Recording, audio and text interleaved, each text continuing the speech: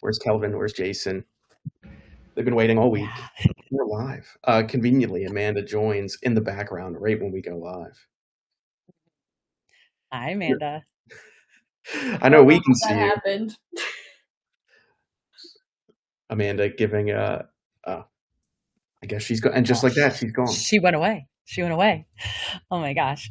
I don't know. If people are going to heckle us, I'm not going to look at the chat. So you have to tell us if people heckle us. I've had the worst luck with like Crowdcast where it like won't display the chat to me at all. It seems like it's working right now, but for the majority of my time using it, it's just like I have to go to LinkedIn wherever we're pushing Oh, this and then load it and put it on mute so I don't see myself like 30 seconds in the past and then read chat that way. And it's super disorienting. oh, it's like we work in technology and don't know how technology works. No, it's fine. It's fine. Well, why buy software when I can spend $1,000 a month in Claude credits and build my own? Don't do not get me started, my friend. Like this will go off the rails immediately if we start down that path. I guess well before we do that, do you wanna introduce yourself? Sure. Hi, friends. I'm Tara with ImmyBot. I am Chief Community and Ecosystem Officer. I've been in this space almost 14 years, I think. So, yeah, ran an MSP for a long time and then we spun off a product. So, we have both now. So, proud millennial, too. So, we're probably going to talk about that with the next generation leaders. I'm also technically a millennial. Like by like 16 days. I was born in December of 1995. Oh, you bear like you're on the cusp. Like, which do you claim? Are you claiming millennial or I claim millennial just because okay, what's the next not millennial, Gen Z is right after that. Gen Z? Yeah. I feel like I'm not like a TikTok slop, but Gen Z or laughing at 6'7" or anything. Like I'm not doing that, and I feel like that's Gen Z. Maybe unfairly, but Is that Gen Z or is that Gen Alpha? I thought it was Gen Z. I don't know. I just see I don't know. like a refined adult, refined millennial such as myself. I don't watch TikTok. I watch YouTube Shorts. Okay. Okay. So you see things, never mind. I watch it on Instagram 3 weeks later. So that's where I'm at, guys. I don't see any of it immediately. That's how I'm always sending you Instagrams and you just never respond. I'm like, wow, I guess my sense of humor is just not on point anymore. All right. So first off, let's just sometimes I do respond. There are so many messaging systems at this point that like I really appreciate y'all curating my algorithm for me, but like there between you, Roddy, Henry, like it looks like a 15-year-old boy runs my Instagram account, honestly. Like so I've stopped looking at them because it's such a like I literally will spend once a month maybe like 3 hours going through everything people send me because I'm just like y'all, I have a job. I have multiple jobs. I can't. I don't know how many of you have time. It's fine. Yeah. We need to quote The Office, we actually need a tool like Wolf where it's like, oh, Tara DM me on TikTok, so I need to go XYZ. I need to go look at it. Or there's this funny reel that got shared with me. Oh, I should post this to my YouTube account. I don't have the energy, which is so funny because now I'm constantly on LinkedIn and stuff and I have like a work Instagram and I'm like, what do I show people? Why are people interested in this stuff? Like, I'm slightly unhinged. Are you sure you want my actual thoughts, guys? I just keep saying them, and nobody's stopped me yet or committed me to an institution, so I'm going to keep going. Have been threatened with lawsuits, but that's okay. So why are we here today, Connor? Are you supposed to introduce yourself? I don't really know. How I'm in Connor, practice? one of the founders, one of the co-founders, CEO at Phin. I'm the least helpful person at my own company in virtually every way. I Oh, don't know. That's how I actually have a story behind that. So I love writing code. Like actually pre yeah, AI, I loved it anyway. Doesn't mean yeah, I was good at it, but it means I liked it. And so I write code. We started hiring a bunch of engineers that yeah. were amazing. I quickly became the worst engineer at Phin. Woke up one morning, could no longer write code at Phin. I was like barred, my access revoked. And it's like, oh well, like not only do you suck at this, but you hired 0 salespeople, so, somebody's gotta go do that, and it's not So us. guess what? That's yeah, I mean, that's kind of similar to us, I suppose. Like Darren wrote the original ImmyBot himself, because he has background in development, and then like our devs got a hold of it and like tore it apart. They're like, "Oh, dude, what are you doing?" So they can tell very quickly when Darren like codes something and like tries to stick it in like a PR, and they're like, "What are you doing?" That's a Darren thing. Like, it's really cute. It's, yeah, I feel like maybe I should buy Darren a few drinks because I know exactly what this. Although he's much better at it than I am. I call myself a gunslinger. I never got paid to write code ever. I Okay. just taught myself enough to be like, I can build shitty software. Yeah, like I can do that. Then AI came Oh, along. the confidence people have right now to build shitty software with Well, AI. here's the thing: they don't believe it's bad, and that's what gets them in trouble. I was like, no, like this. I'll give you an example. It's like if 2 people wanted to use the first version of Fin, nope. It's like you're gonna have to let me know when you want to access it. I'm gonna like, nope. One person can use this whole platform. That's Yep. it. A single human. We we talk about it a lot. It's really easy to get something to happen once. It's really hard to get it to happen more than once correctly Yeah. every time. So like I almost ripped the first iteration of ImmyBot off of all the workstations in our company. I was like, if you keep breaking all of my invoicing, I'm gonna murder you. Like there's gonna be time when I'm like pew pew. Like Darren, you're killing me. Because he would always run it like the day before I was doing invoicing. I'm like, can't you wait till like mid-month? Like just Yeah. give me some time, but Let me do invoicing and then do whatever you want and fix yeah, it. then you can Invoicing again. play all day.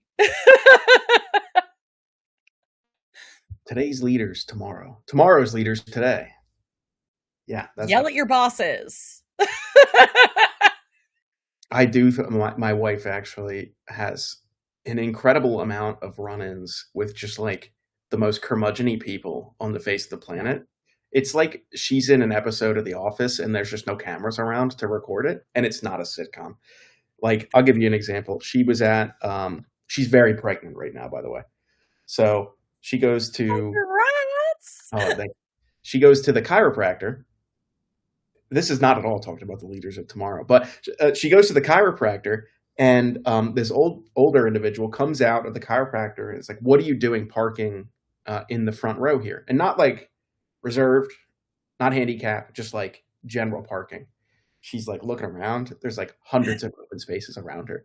She's like, uh, "I don't know. I'm pregnant and didn't want to walk very far to Yeah. my appointment." And he's like, "Well, you should let us older folks park there." And she's like, does one of these, like, looks around at all the open spots, is like, yeah, like you could have just parked in those right there. Like they're literally in the front row too.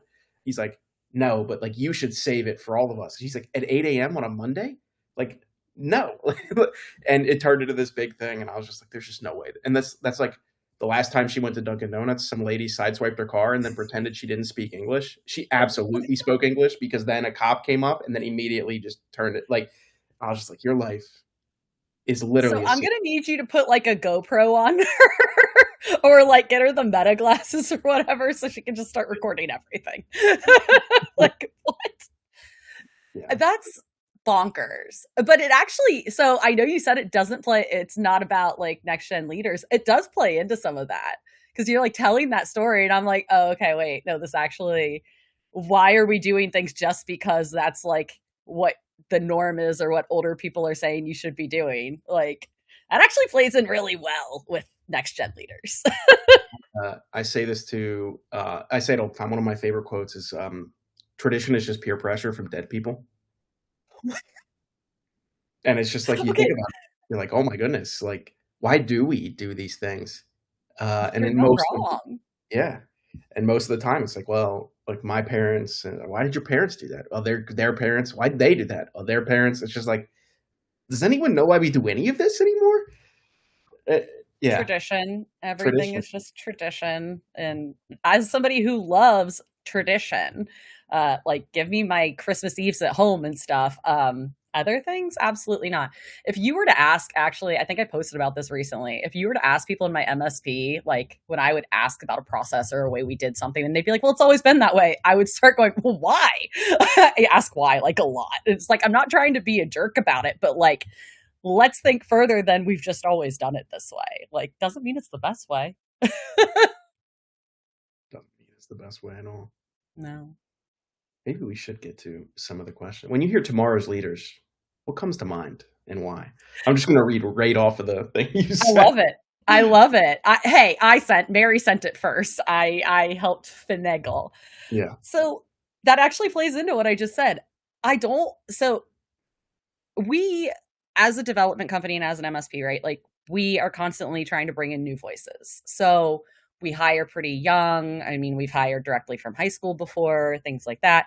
And what I'm noticing is our like next gen leaders or up and coming leaders aren't necessarily like the ones that are loudest in the room. Usually they're the ones that are like questioning the why. Like, why are we doing this way?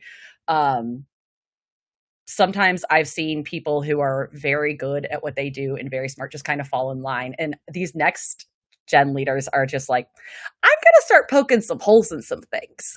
And they're not even necessarily the youngest person in the room, but I have noticed it more, I would say, with some of our younger staff because where sometimes we like to overcomplicate things. They're like, that seems pointless. Like, why are we doing it that way? And I kind of love it when they start calling out like senior leadership. It's like, oh, okay. Yeah, let's have this like debate. Like, you guys don't want to do pointless work? Yeah, I'm about it. Let's move forward. I don't think anyone wants to do pointless work. But I think one of the things I was thinking about in relation to that is it used to be like, even for my parents' generation, like you graduated college or high school, you went to a job and you worked there for like 30, 40 years. And then you retired Yeah. with a pension, you retired with your 401k, like boom, there's your retirement. You're set for life. You buy a house for 6 wooden nickels in 1980, and now you sell it for $4 million or something like that. Like, yeah. Not to make a joke. It was a joke, but You're but not wrong, though. yeah, Everything's expensive. So, I remember reading specifically for software and cybersecurity that like the average tenure at a job is like just over 18 months. It's like I've seen that's a bonkers. hundred different YouTube videos around like, and here's how you job hop properly to get the most amount of money, basically like keep advancing your career. And that just wasn't a thing in my parents' generation. So, and I think that's really interesting because I don't see like next gen leaders, I would say, necessarily job hopping like crazy and chasing money. Like we all want a good amount of money to live. You want to be able to do the things you want to do.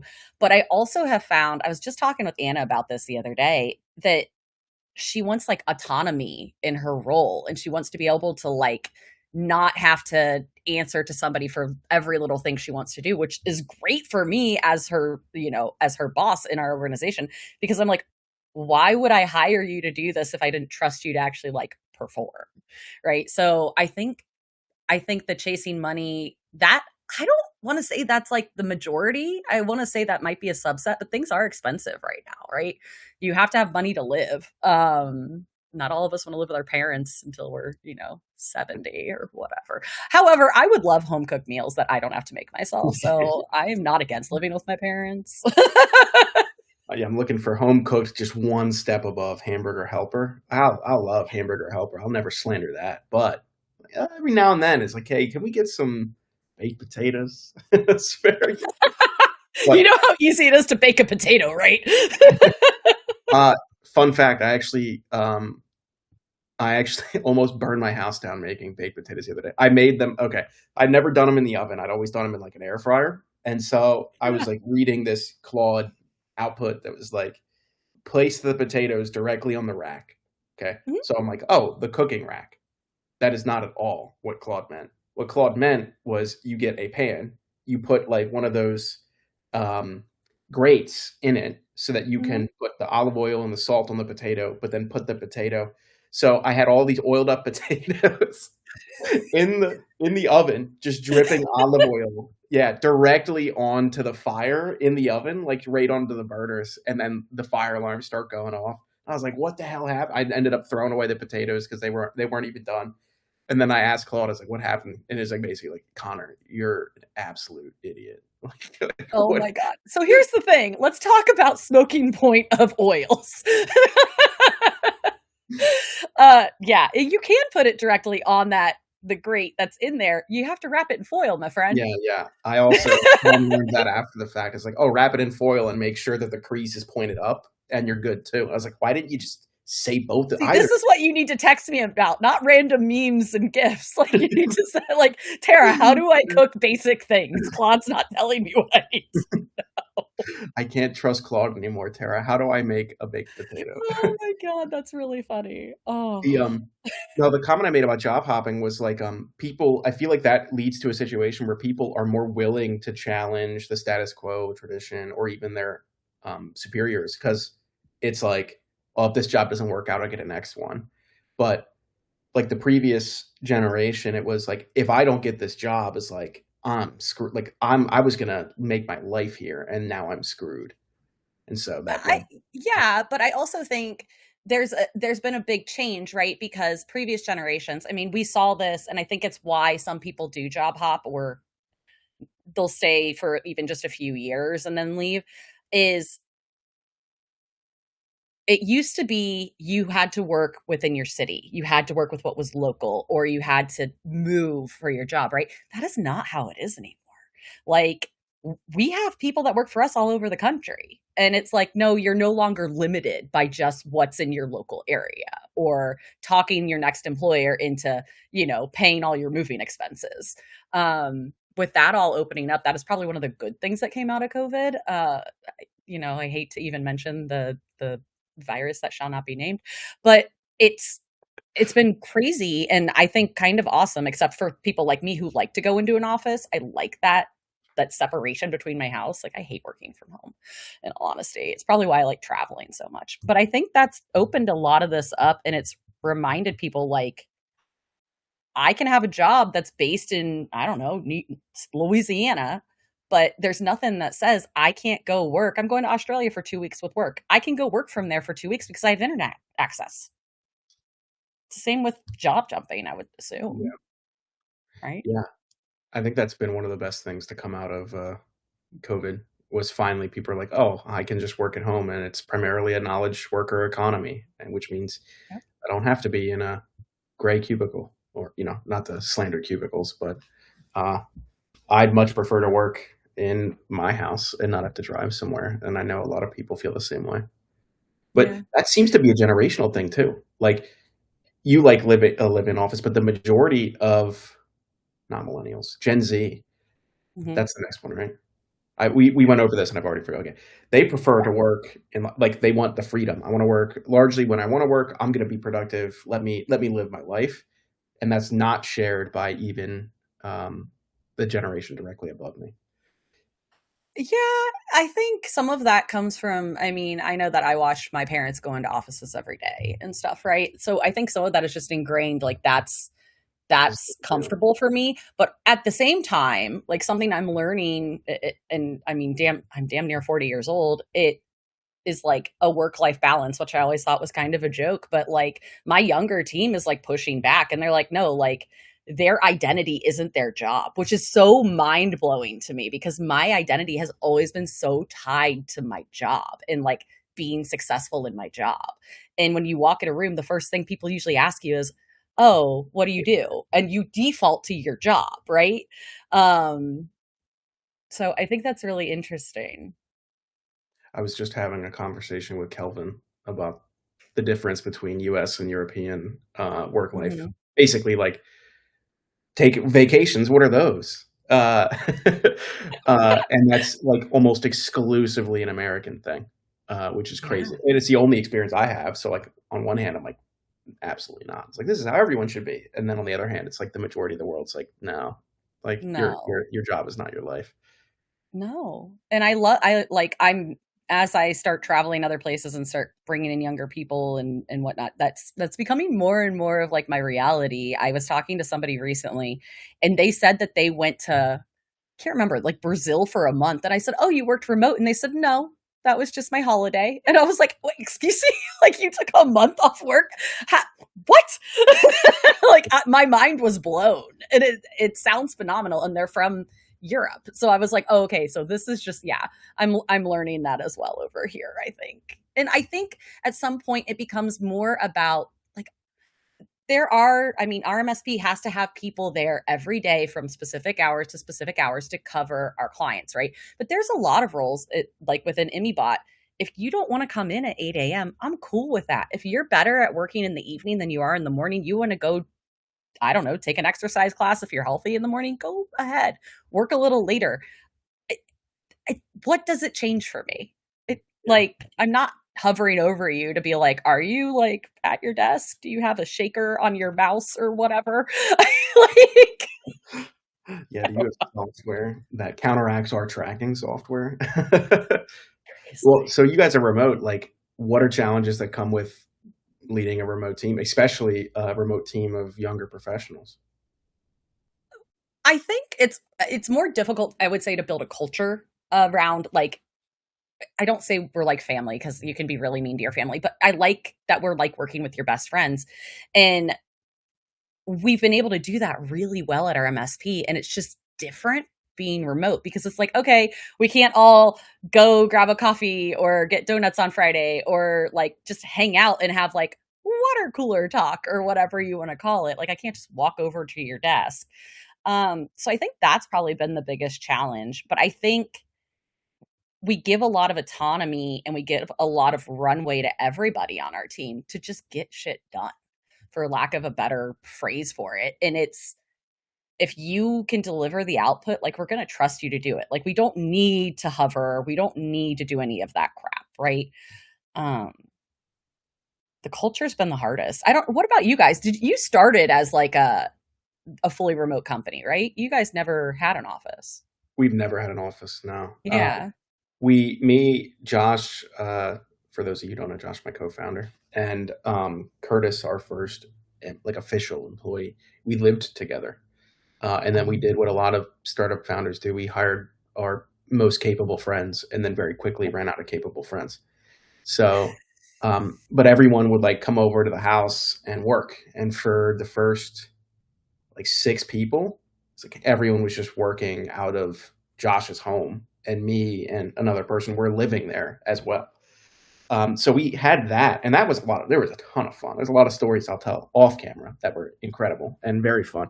But it was just a lot of fun working with everybody, and like there's an energy that you can't. It's very very difficult to replace. Like seeing everybody and seeing what's going on and doing things.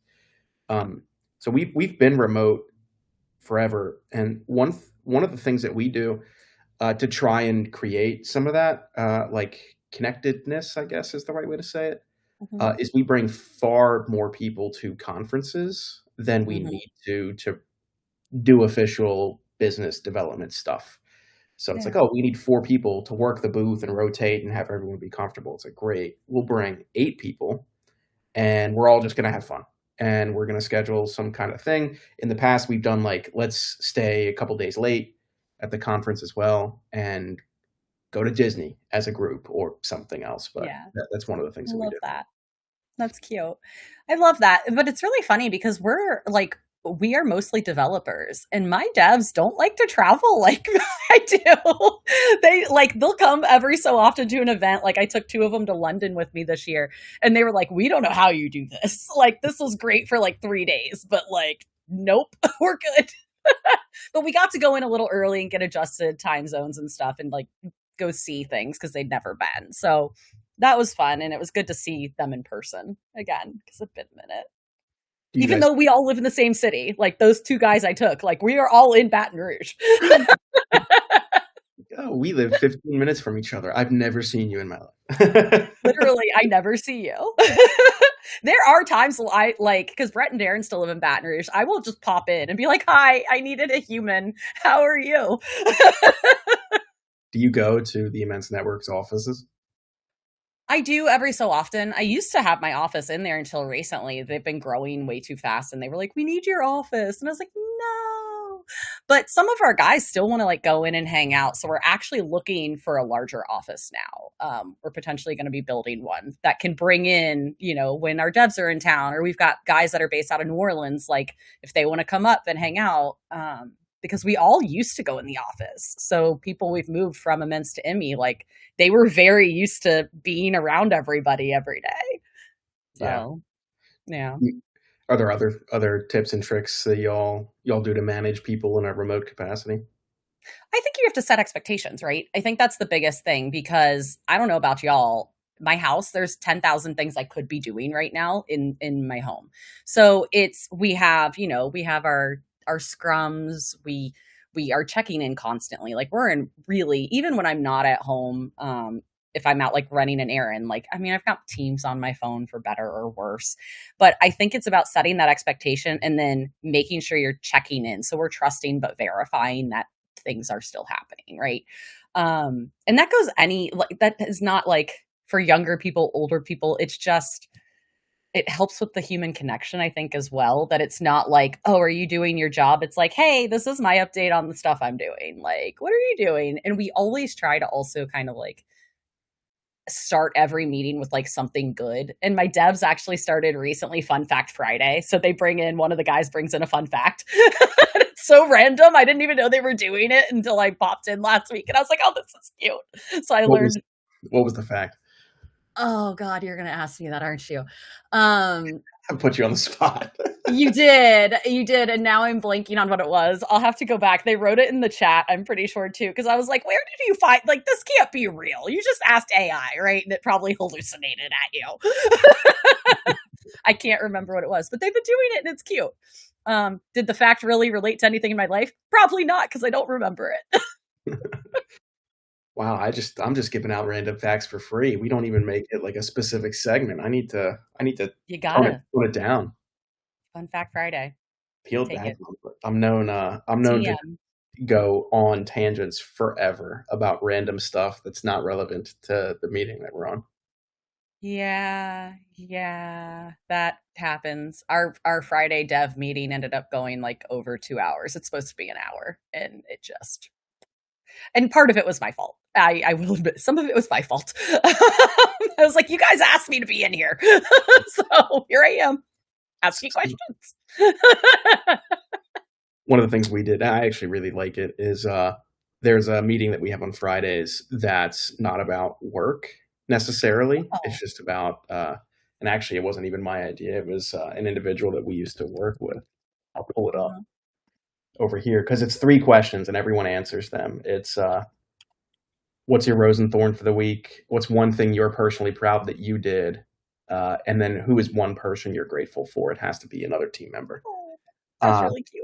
and so everyone goes around and honestly, it usually turns into me with like 16 random facts by the end of it. Amanda could probably DM you a note that she's keeping somewhere, and she's going to turn it into content at some point of like, this is the random shit we talk about that has nothing to do with our jobs.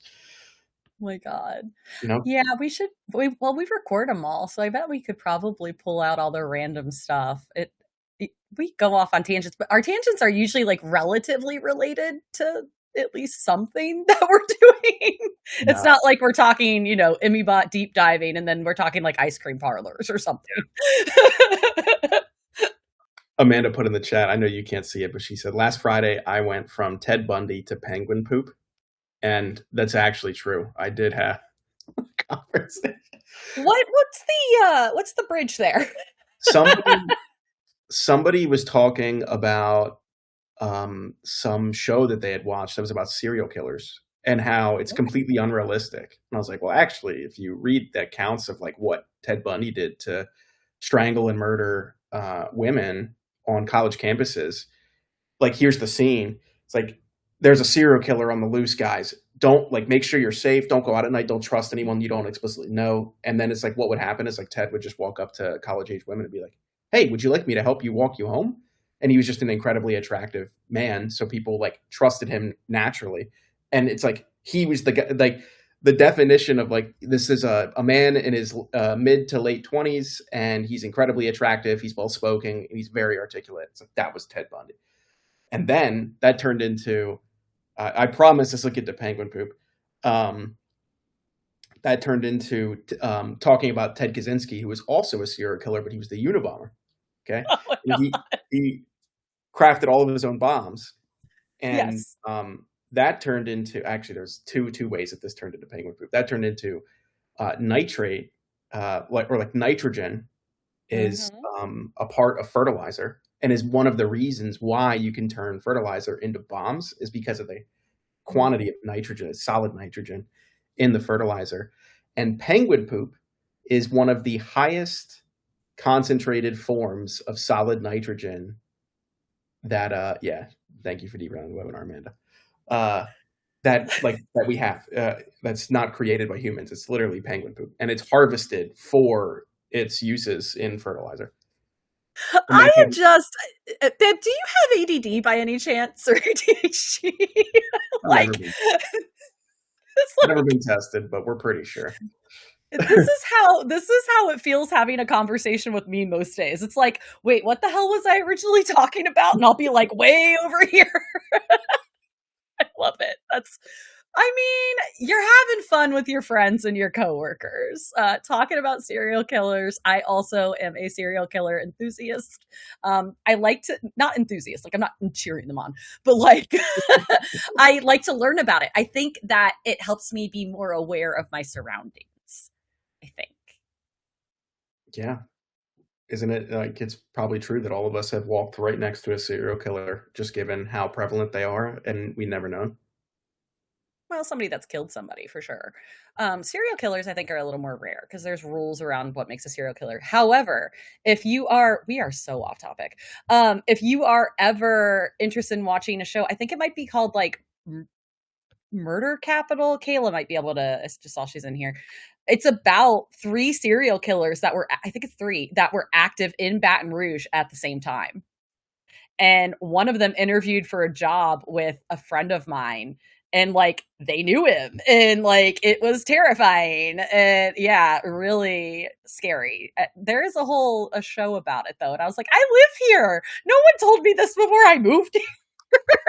There's a show on Wilmington, Delaware called Murder Town, USA, because it's Mm. like outside of Chicago, the place where the most homicides occur in Wilmington, Delaware, not Wilmington, North Carolina. That's a wonderful place. Yeah, serial killers, murderers, I don't know what leadership, you're talking leadership, about. I don't leadership, think it's leadership. serial killers. What what are tomorrow graceful transition? What are tomorrow's leaders teaching us about work life integration, Tara? Oh gosh, I don't know. I Do actually have better. answers to this if you want some time to think. Let me mull. You answer. Um, I, it's like a common trope that like not only millennials, but people say millennials and Gen Z are like lazy because they Hmm. want this work life balance. It's like, oh, they're not willing to work as Yeah. hard as me. And I think one thing that working remote combined with increases in education, combined with the internet being so accessible on all of your mobile devices, has created it's like people's um, self worth, like the topic we talked about, is not wrapped up in their job. And so, Yeah. because they're not deriving this incredible, the majority of their fulfillment in their life from their work, they demand that there's life in life work life balance so that they have the freedom to pursue the things that actually fulfill them. Where for Yeah. every other generation, it's like, what do you do for fulfillment? It's like, I work, I come home. It wasn't like, I do pottery because I enjoy it. I read these kinds of books, or I travel to these kinds of places with my friends, or I do trivia on Wednesdays at this bar, and I've been doing it for 5 years because I know everybody and it's a blast and we have Yeah. teams. And while there was a lot of that going on, I think there's so much more of things that happen outside of traditional productivity, like getting an actual job, because people demand that the majority of their fulfillment is actually coming from things that are not their work anymore. Do you think some of that's because work is also changing though? Because I know like for us, so my dad made me learn to play tennis and golf because that's where all business deals are done. Ours aren't. Like it's usually at a bar or at, something random like a Top Golf, like not real golf, like not serious, like something fun. We've done like go-kart racing. Like do you think like, and you go to events, like do you think that's just changed and that kind of how we work has changed and it's not, maybe we're becoming a little more authentically ourselves and like not putting on this like super profesh mask? I think there's a lot of that. I think one of the questions Yoshi put here is about like AI and human connection. I think the Mm, one thing that'll never be really replaced by AI is sales. Not because you can't have it analyze your contacts and your CRM and say, here's who you should reach out to and when you should do, and here's the messaging you should have. But like, yeah. if I got an AI person, or if 99% of business owners get an AI to call them to try and Hmm. sell some stuff, they're just like, Yeah. no, screw off, get out of here.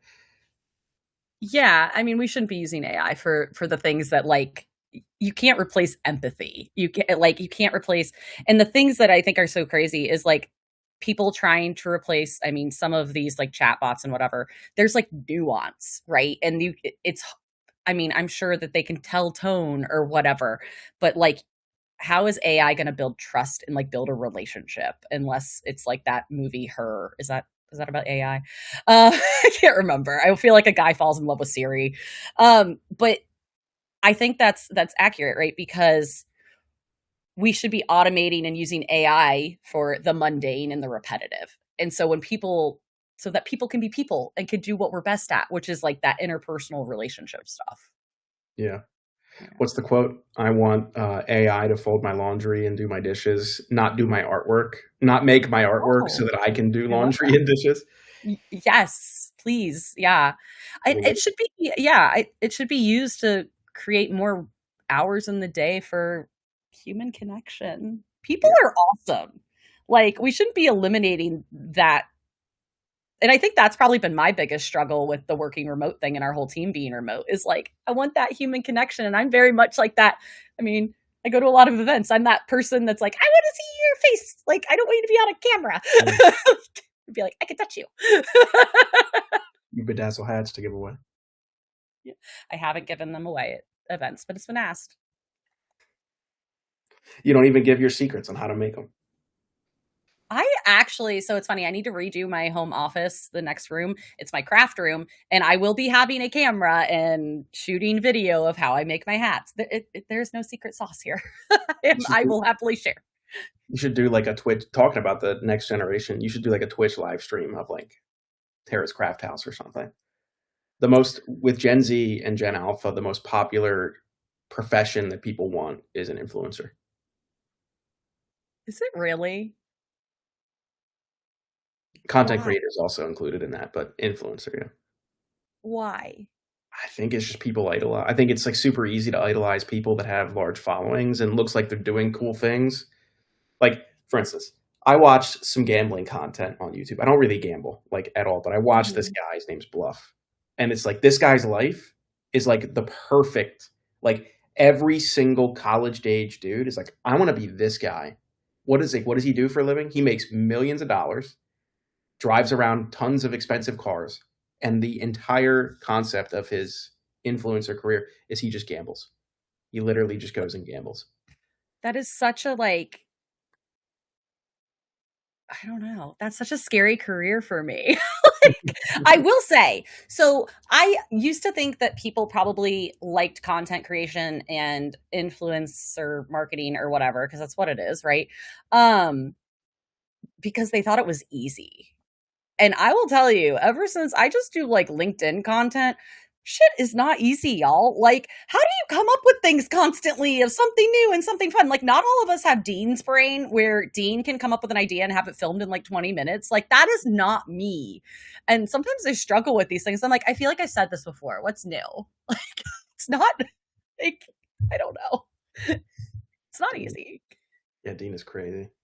I love his music videos though. His AI music videos are some of the best. Yeah, he gets really depressed when I don't give him like all the, you know, yay, thanks for making me that song, because I'm like smack in the middle of doing something, like even if it's like me making a hat at night. He's like, what are you doing? You're not responding. I thought you'd be way more excited about this. I'm like, babe, making a hat. My hands are in hot glue. I burn my fingerprints off one more time, I'm gonna scream. Yeah, I'm on fire. Connor's lighting his house on fire with an oven. I'm burning my hands. It's fine. Everything's fine. Everything's fine. Everything's fine. What do you think? There's actually a really interesting question here. It's like, what do you think in terms of like character qualities or skill sets is actually more important now than it was 10 years ago? I think some of uh, this, we've already kind of talked about it, right? I think 10 years ago, at least where I was in my position, I thought everybody that was a leader in our companies had like all the answers. And that wasn't the case, right? So I think the being able to work with other people, being adaptable, emotional friggin' intelligence. Like, have you ever tried to have a conversation with someone that has zero emotional intelligence and then it's just like you're talking to a wall? Um, and I think this has always been kind of the case within our companies, but I think I'm noticing it more and more kind of just in general with people I'm interacting with is curiosity. Like I think people are so not okay with just taking things as it's always been that they're curious on how they can make it better or what can change or things like that. Um, and being able probably to admit when you're wrong. That's also a big one. I've always said that there's like it's powerful to be able to say, I don't know, but I'll figure it out. I want to press that red button and figure out what it does. And then we're going to deal with the fallout afterwards. Right. Like, I think those qualities are becoming more and more important. Yeah. A random human dies and you get $1 million. That's what happens when you press the red button. Okay. I press red buttons and that's not the case. There's a movie. It's literally about that. It's just like, oh, seriously?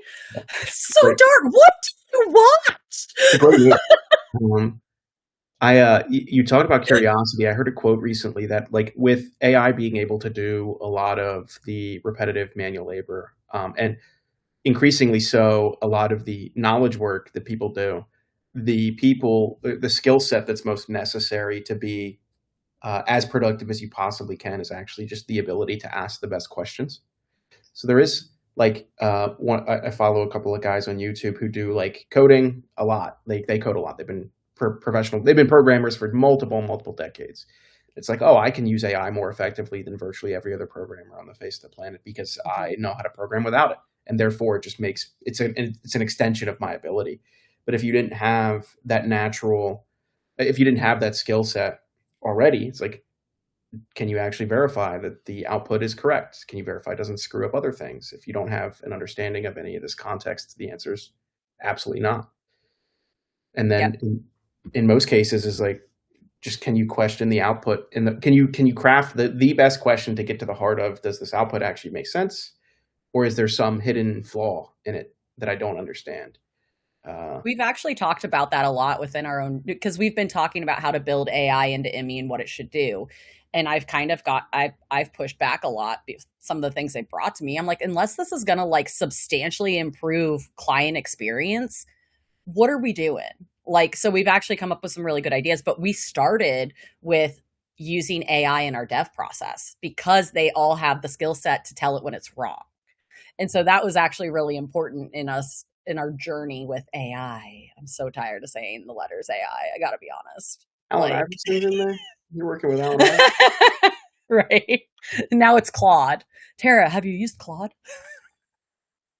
Yeah.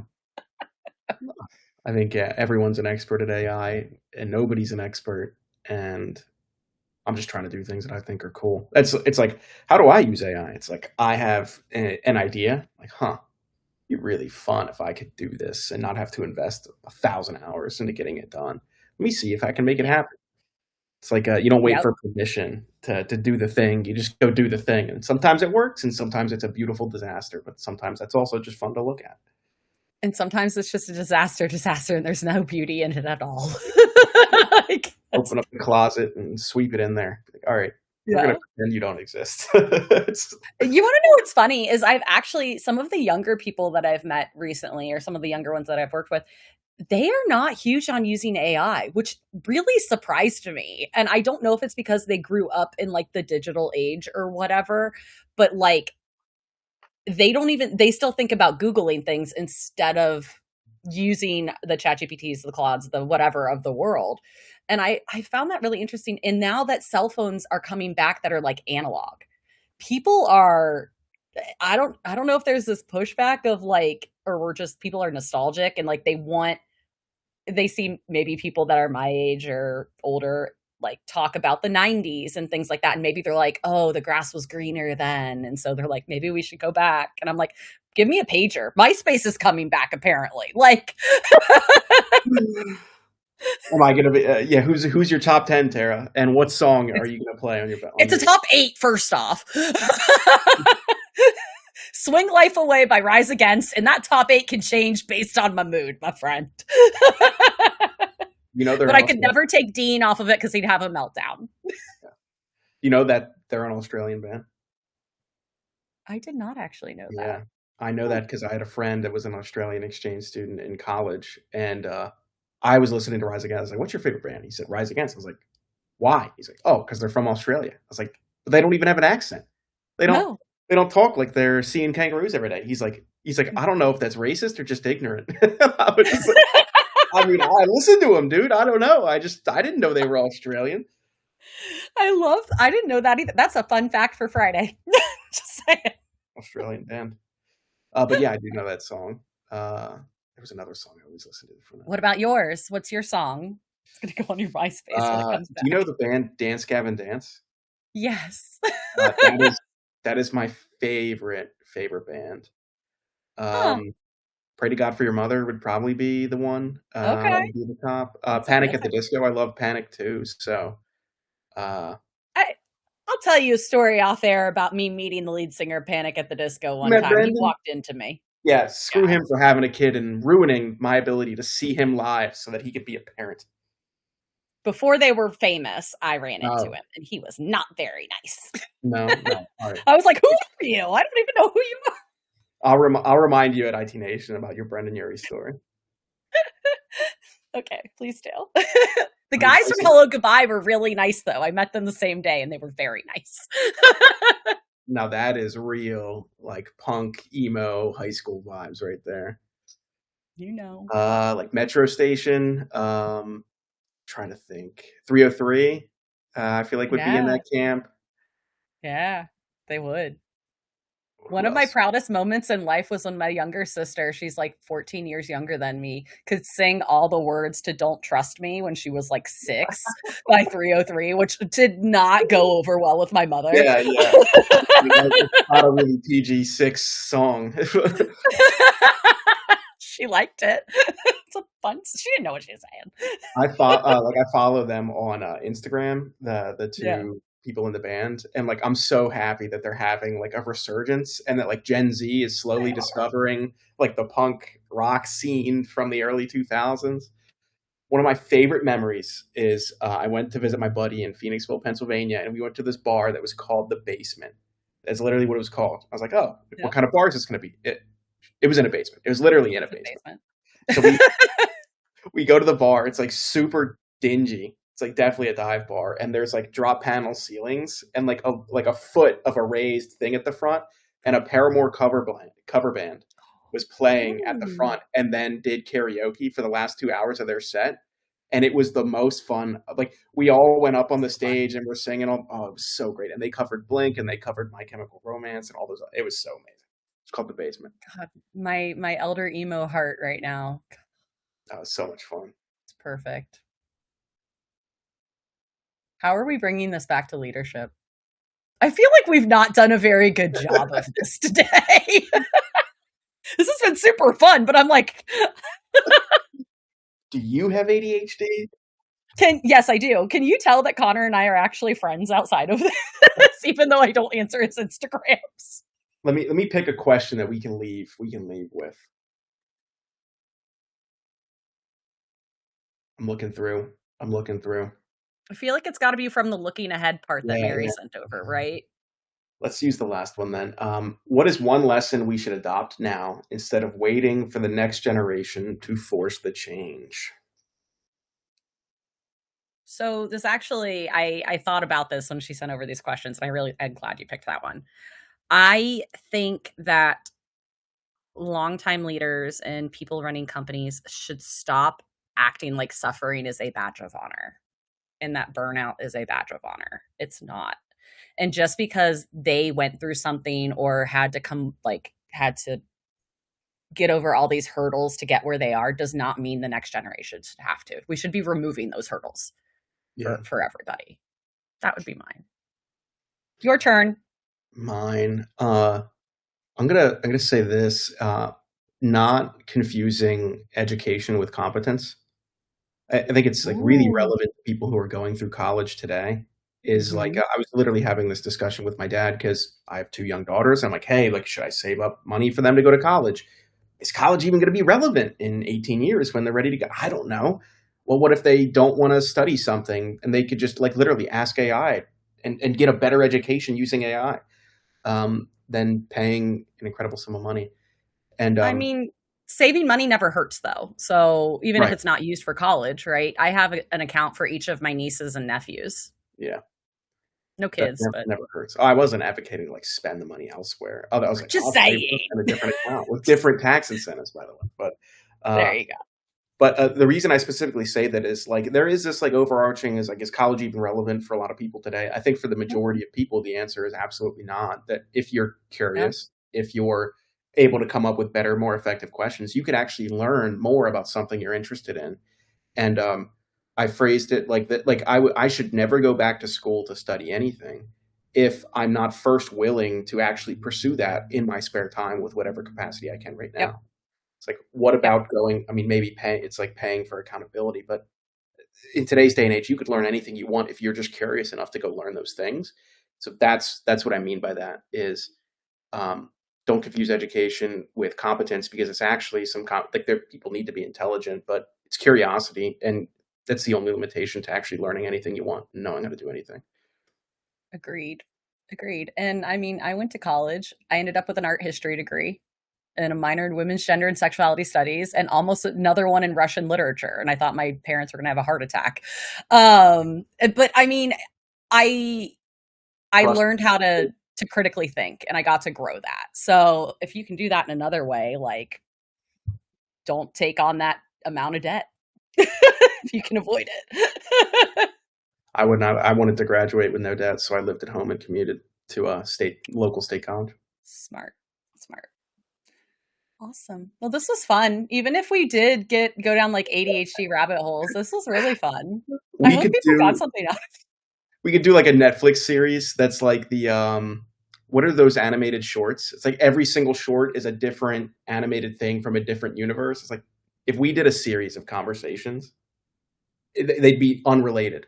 It's like, but didn't you give them the same name? It's like, yeah, but we never talk about the same things. it. Completely We unrelated. don't. Hey Mary, I No. don't know how to end this. But I also, think I think I can end it for you. well, folks, uh, Tara, I had a blast. I'm sure we This could is have fun. talked for several hours, but I had a Probably. blast. Folks, I hope you Me too. gathered something somewhat interesting. Any last words of advice?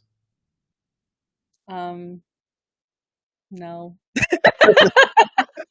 Honestly, I've got a lot on my mind, but I'm about to be gone for like 3 weeks traveling for work. So like I'm All, lucky my brain's working at this point. all advice down. Well, awesome. Thanks for being here, Mary. Thanks for doing this and Yep. organizing it. This was fun. Thank you both. Bye. Peace.